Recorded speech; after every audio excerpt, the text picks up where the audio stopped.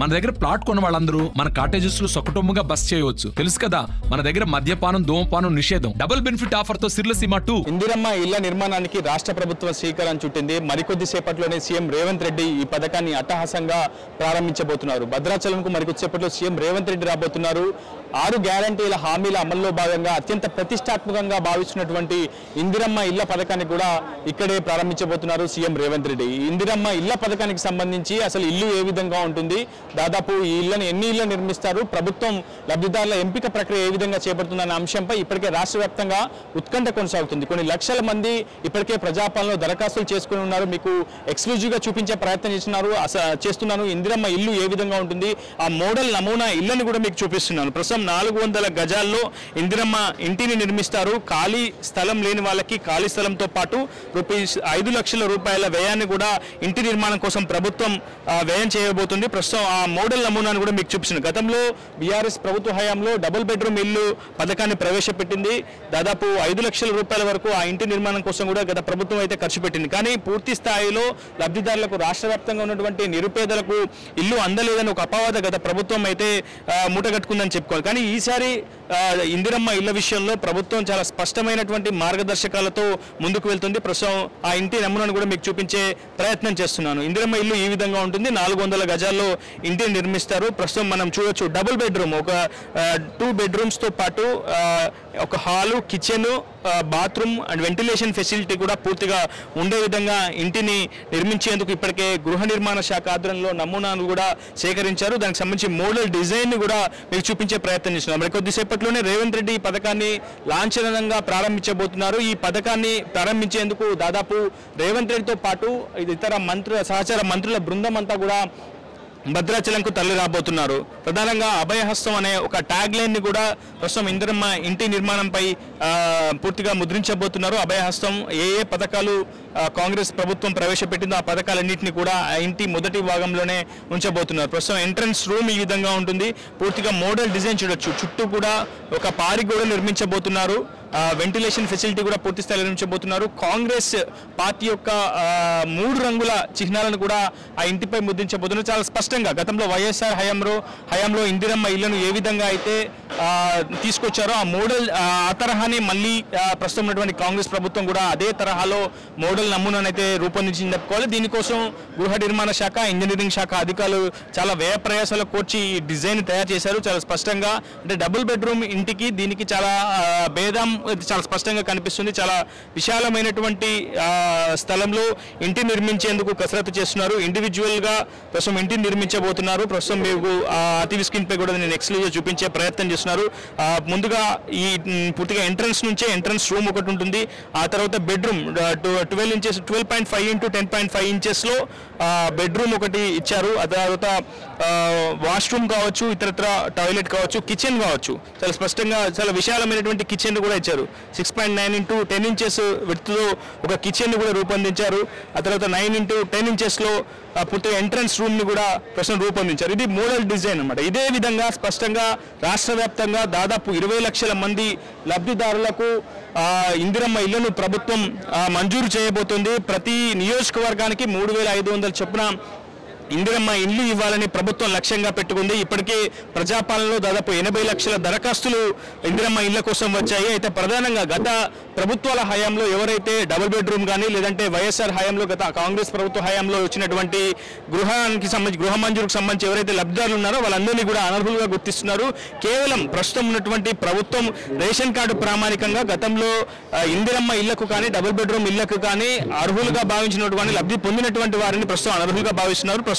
మన రాష్ట్రంలో ఇప్పటి వరకు 30 నుంచి 35 లక్షల మంది వరకు ఇందిరమ్మ ఇళ్లకు సంబంధించిన లబ్ధిదారులు ఉన్నట్లు అంచనా అయితే వేశారు. గృహ నిర్మాణ శాఖ కూడా పూర్తి స్థాయిలో దీనికి సంబంధించి మార్గదర్శకాలను కూడా రూపొందిస్తూ వస్తుంది. చాలా స్పెసిఫిక్ గా గృహ నిర్మాణ శాఖ మంత్రి పొంగులేటి శ్రీనివాస్ రెడ్డి, అటు ఇంజనీరింగ్ శాఖ అధికారులు, ఇతరత్ర అధికార బృందం అంతా కలిసి ఇందిరమ్మ ఇండ్ల నమూనాను డిజైన్ చేశారు. మరికొద్ది సేపట్లో రేవంత్ రెడ్డి ఈ పథకాన్ని అట్టహాసంగా ప్రారంభించబోతున్నారు. ఈ పథకానికి సంబంధించి మార్గదర్శకాలను కూడా వెల్లడించబోతున్నారు. ప్రతి ఇంటి ఆడబిడ్డకు ఇల్లు లేని నిరాశ్రయులు ఉన్నటువంటి గూడు లేని నిరుపేదలకు ఈ పథకాన్ని ప్రవేశపెట్టేందుకు మంజూరు చేసేందుకు ప్రభుత్వం చాలా ప్రతిష్టాత్మకంగా ఈ పథకాన్ని భావిస్తూ వస్తుంది. అందులో భాగంగానే ఈరోజు 11న ఈ పథకాన్ని అట్టహాసంగా లాంఛనంగా ప్రారంభించబోతున్నారు. మరికొద్దిసేపట్లోనే భద్రాచలం నియోజకవర్గం నుంచి ఈ పథకాన్ని ప్రారంభించబోతున్నారు.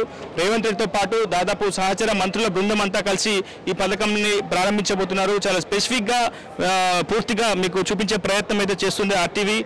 చాలా స్పష్టమైన చాలా మంచి డిజైన్లోనే పూర్తిగా అంటే బాల్కనీ కావచ్చు, ఇతరత్ర ఖాళీ స్థలం కూడా మనం చాలా స్పష్టంగా చూడొచ్చు. ఇదివరకు డబుల్ బెడ్రూమ్లు ఒకే చోట దాదాపు 100ల సంఖ్యలో నిర్మించడం వల్ల పూర్తిగా స్థల కొరత చాలా పెద్ద ఎత్తున వచ్చింది. కానీ ఈసారి అలాంటి ఇబ్బందులు తలెత్తకుండా చాలా ఇండివిజువల్ హౌస్ మోడల్ని నిరుపేదలకు అందించిన ఉద్దేశంతో ప్రభుత్వం ఈ డిజైన్ తీసుకొచ్చింది అనేది మనకి చాలా స్పష్టంగా అర్థమవుతుంది. ఇప్పటికే లక్షల మంది దరఖాస్తు చేసుకున్నారు. ప్రతి నియోజకవర్గానికి 3,500 చొప్పున ఇందిరమ్మ ఇళ్లను కేటాయించాలని ప్రభుత్వం భావిస్తుంది. ఈ ఏడాది మాత్రం అంటే మొదటి ఏడాది మాత్రం కేవలం సొంత జాగా ఉన్న వాళ్ళకి మాత్రమే ఇందిరమ్మ ఇళ్లను ఇవ్వాలని ప్రభుత్వం ఆలోచన చేస్తుంది. ఇప్పటికే దీనికి సంబంధించి మార్గదర్శకాలను గైడ్లైన్స్ కూడా ఇప్పటికే రూపొందించింది. రేషన్ కార్డు ఉండడమే చాలా ప్రామాణికం అని చెప్పి ఒకవైపు ప్రభుత్వం అయితే చాలా స్పష్టంగా పేర్కొంటుంది. ఇప్పటికీ దాదాపు 66.3 లక్షల మంది దరఖాస్తుల వడపోత కార్యక్రమాన్ని కూడా చేపట్టింది. దాదాపు ఇప్పటివరకు రాష్ట్ర వ్యాప్తంగా 30 నుంచి 35 లక్షల మంది అర్హులుగా ఉన్నారని ఇప్పటికే మనకి ప్రభుత్వ గణాంకాలు అయితే వెల్లడిస్తున్నాయి. గతంలో 14 లక్షలకు పైగా ఇల్లు నిర్మించగా సుమారు 11 లక్షల మంది కూడా డబుల్ బెడ్రూమ్కి అర్హులయ్యారు, లబ్ధి పొందారు. ప్రస్తుతం వారందరినీ కూడా ఈ పథకానికి అనర్హులుగా ప్రభుత్వం భావిస్తుంది. ఈసారి చాలా పకడ్బందీగా ఎటువంటి ఇబ్బందులు తలెత్తకుండా మార్గదర్శకాలతో స్పష్టమైనటువంటి మార్గదర్శకాలతో ప్రభుత్వం ఈ పథకాన్ని రూపొందించబోతుంది. ఇల్లు లేని వ్యక్తుల కోసం ఇంటి నిర్మాణం కోసం భూమితో పాటు ఖాళీ స్థలంతో పాటు 5 లక్షల ఇంటి నిర్మాణం కోసం ప్రభుత్వం అందించబోతుంది. ప్రధానంగా తెలంగాణ ఉద్యమకారులకు కూడా ఈసారి చాలా స్పష్టంగా ప్రభుత్వం మేనిఫెస్టోలో కూడా స్పష్టంగా పేర్కొంది. తెలంగాణ ఉద్యమకారులకు కూడా ఈ ఇందిరమ్మ ఇళ్లకు అర్హులు చేస్తామని చెప్పి, ఇందిరమ్మ ఇళ్లను మంజూరు చేస్తామని చెప్పి ప్రభుత్వం చాలా స్పష్టంగా చెబుతూ వచ్చింది. ఈ ప్రక్రియనంతా కూడా ఈ రోజు రేవంత్ రెడ్డి చేతుల మీదుగా ఈ పథకం ప్రారంభమైన తర్వాత అప్లికేషన్స్ కూడా ఇప్పటికే స్వీకరిస్తారు. ప్రజాపాలన దరఖాస్తులు ఎవరైతే ఇందిరమ్మ ఇళ్లకు దరఖాస్తు చేసుకున్నారో ఆ దరఖాస్తుతో పాటు పూర్తిగా అర్హులను గుర్తించడంతో ప్రభుత్వం పూర్తిగా ఈ కసరత్తును మరింత ముమ్మరం చేయబోతుంది. ప్రధానంగా ఆధార్ కార్డుతో పాటు చిరునామా లేదా నివాస ధృవీకరణ పత్రం మనం చూపించే ప్రయత్నం చేస్తున్నాం. ఇందిరమ్మ ఇండ్లు తెలంగాణ రాష్ట్ర గృహ నిర్మాణ సంస్థ ప్రస్తుతం మంజూరు చేసినటువంటి ఇందిరమ్మ ఇండ్లు ప్రస్తుతం మనం అతి స్క్రీన్ పై ఎక్స్క్లూజివ్గా చూడొచ్చు. జిల్లా కలెక్టర్ కార్యనిర్వాహకులు సంచాలకులు గారు భద్రాద్రి కొత్తగూడెం జిల్లా.